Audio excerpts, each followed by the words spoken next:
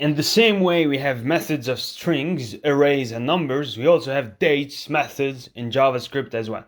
So the toGetString, the getDate, the getFullYear, the getDay, the getMonth, and so on. These are the methods related to the dates in JavaScript. Alright, so we'll use these methods one by one. We mostly use these methods when we have to do any work related to time.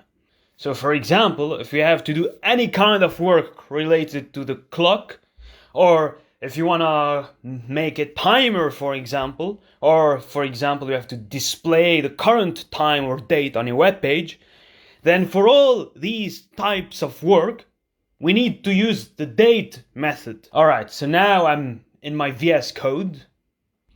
First of all, I'll make a variable with the name of date, and here I'll write new, the new keyword, and I'll write date. Now I save it, and after saving it, I'll write document.write. I'll print the date here, I save it, and as you can see, it's displaying everything, basically. So we have like the date, it shows us that today is Thursday, the month, the date, the year, the current time, country and my time zone. It's showing me this in front of me right now, so we can check all of this information by using the date method. Okay, so basically I'm just writing new date and I'm printing my variable. So there are some more things in this as well. So like if I want to get the current date, I'll write get date. I'm putting small brackets, I save it, and now, as you can see, it's displaying 17 in front of us. So, if I write get full year, I save it. Now, it's displaying the year. So, I'm putting the get hour, and as you can see, we have the hour in front of us. It's showing the hours when we write get UTC hours, that's what we get. Okay, so now I'm writing get month, it will display February as 1, it will display March as 2, and in this sequence it goes, basically.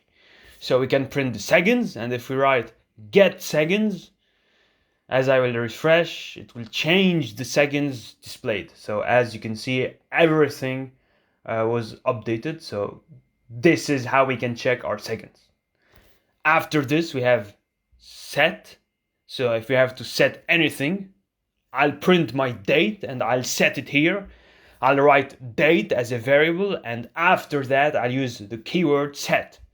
I'll set date, I'll replace 17 with 18, I'll save it. My date has been 18 now, and its day has been changed to Friday, so that's the next day. I can set the full year, so 2023, I save it, and as you can see it's now 2023. Okay, so now, if I want to set the time, so we can do that as well. I'll write set time 14. Actually, I typed the wrong keyword, so I should write set hour, replacing 14 with 15. And as you can see, we have the output in front of us, we get 15. We get the display of 15.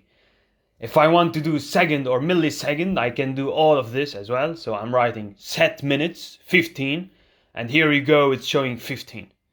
If I want to do seconds, so it's displaying 15.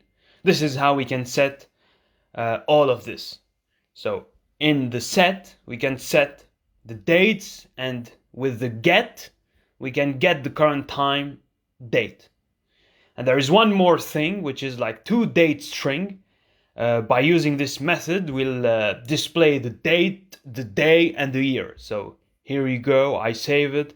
And now, as you can see, it has displayed what we needed in front of us. And that's pretty much it. This is how we can get and set our things. And now on to the next lecture.